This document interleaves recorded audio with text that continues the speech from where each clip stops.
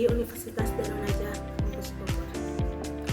Di sini saya akan menjelaskan tentang teknik dan strategi komunikasi dalam membangun hubungan sekolah dan masyarakat. Yang pertama ada teknik interpersonal dan organisasi. Komunikasi interpribadi adalah komunikasi yang terjadi dalam diri komunitor atau lazim disebut komunikasi dengan diri sendiri. Komunikasi interpersonal merupakan komunikasi di dalam diri sendiri. Di dalam diri manusia terdapat komponen-komponen komunikasi seperti sumber, pesan, saluran penerima, dan baliknya. Dalam komunikasi interpersonal hanya seseorang yang terlibat. Penerapan dalam konteks sekolah dan masyarakat, teknik komunikasi ini dapat digunakan oleh guru atau staf untuk berinteraksi dengan siswa, orang tua, atau rekan kerja. Misalnya, mendengarkan aktif saat berbicara dengan siswa tentang masalah akademis atau sosial. Dalam konteks masyarakat, teknik ini dapat membantu organisasi non-profit atau pemerintah dalam berkomunikasi dengan warga, membangun kepercayaan, dan menggalang partisipasi dalam program-program komunitas. Oleh karena keampuhan dalam mengubah sikap, kepercayaan, dan opini, perilaku komunikasi itulah maka bentuk komunikasi interpersonal yang seringkali digunakan untuk menyampaikan komunikasi persuasif, yaitu teknik komunikasi secara psikologis manusiawi yang bersifat halus, luwes, berupa ajakan, bujukan, atau rayuan. Dengan demikian, maka setiap pelaku komunikasi akan melakukan 4 tindakan, yaitu membentuk, menyampaikan, menerima, dan mengolah pesan. Keempat tindakan tersebut lazimnya secara berurutan dan membentuk pesan diartikan sebagai menciptakan ide atau gagasan dengan tujuan tertentu. Selanjutnya ada strategi komunikasi berbasis teknologi dalam membangun relasi dengan masyarakat. Pemilihan strategi serta media yang tepat dapat berpengaruh terhadap berbagai aspek dalam citra sekolah. Salah satunya dalam membangun mempertahankan citra sekolah di mata khalayak eksternal.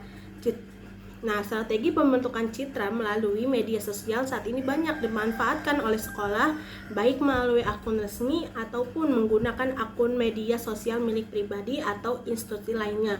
Yang pertama, ada komponen strategi komunikasi berbasis teknologi, meliputi media sosial. Fungsinya untuk menyebarkan informasi kepada masyarakat tentang program, acara, atau isu-isu penting. Terus membangun komunitas, menciptakan ruang bagi masyarakat untuk berinteraksi, berbagi pengalaman, dan mendiskusi topik yang relevan. Terus ada website dan blog. Fungsinya untuk informasi terpusat, menyediakan informasi lengkap tentang organisasi, program, dan layanan yang ditawarkan. Konten yang berkualitas menggunakan blog untuk berbagai artikel, panduan, dan cerita sukses yang relevan dengan masyarakat. Yang ketiga ada email. Fungsinya komunikasi rutin, mengirimkan newsletter berkala untuk memberikan update tentang kegiatan, program, dan informasi penting lainnya. Selanjutnya ada aplikasi mobile.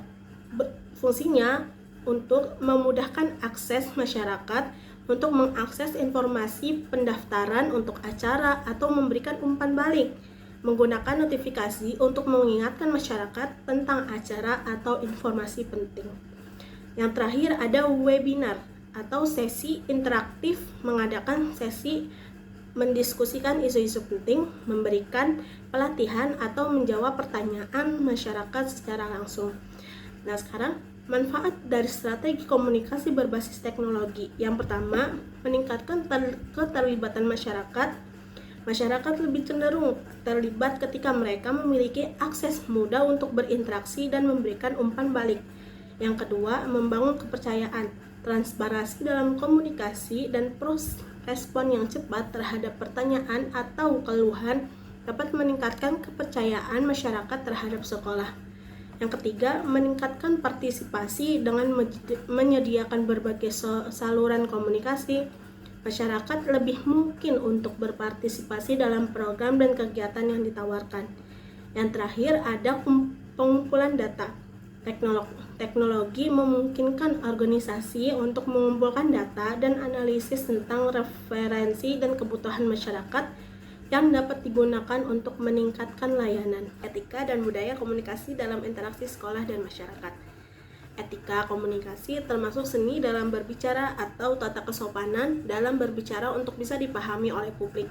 Etika bicara bisa menunjukkan kualitas moral diri seseorang sebab cara menyampaikan ide, gagasan lewat bahasa akan ketahuan tingkat derajat dan martabat serta bobot etika moral seseorang, sehingga kita bisa mendengar bahwa bahasa itu menunjukkan jati dirinya, siapa dia, bahkan menunjukkan identitas bangsanya. Peran etika di masyarakat. Yang pertama, membangun hubungan yang harmonis dalam masyarakat. Etika komunikasi berperan penting dalam membangun hubungan antar individu dan kelompok, serta menciptakan rasa saling menghormati. Yang kedua, mendorong partisipasi aktif. Etika komunikasi yang baik mendorong masyarakat untuk terlibat dalam diskusi dan pengambilan keputusan yang berkaitan dengan kepentingan bersama. Etika dan budaya komunikasi sangat penting dalam interaksi di sekolah dan masyarakat. Keduanya berkontribusi pada pembentukan hubungan yang sehat, saling menghormati, dan kerjasama yang efektif di antara individu dan kelompok. Salah satu tantangan utama dalam komunikasi antar budaya adalah perbedaan bahasa yang seringkali menyebabkan kesalahpahaman. Untuk mengatasi hal ini, diperlukan pemahaman bahasa bersama atau penerapan strategi komunikasi lebih inklusif.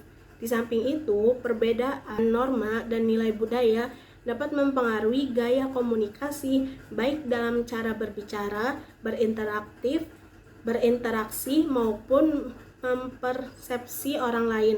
Oleh karena itu, penting bagi setiap individu yang terlibat dalam komunikasi lintas budaya untuk menghormati dan memahami konteks budaya yang berbeda guna menghindari konflik. Kesimpulan dari penjelasan yang Ana sampaikan yaitu hubungan sekolah dan masyarakat merupakan fungsi yang sangat penting dalam pengelolaan pendidikan, karena keberhasilan suatu lembaga juga sangat ditentukan oleh berfungsi atau tidaknya humas pendidikan. Humas adalah serangkaian kegiatan yang menciptakan hubungan yang harmonis antara sekolah dengan masyarakat.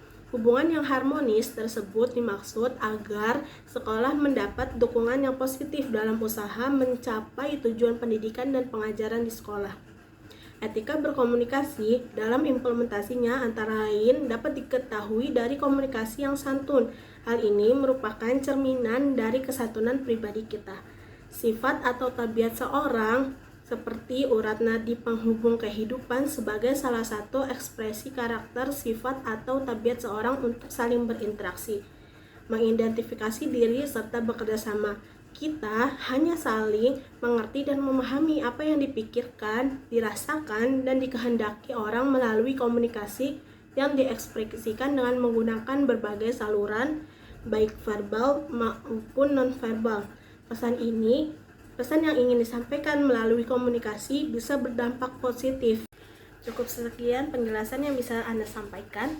Thank you for your attention and see you the next video. Wassalamualaikum warahmatullahi wabarakatuh.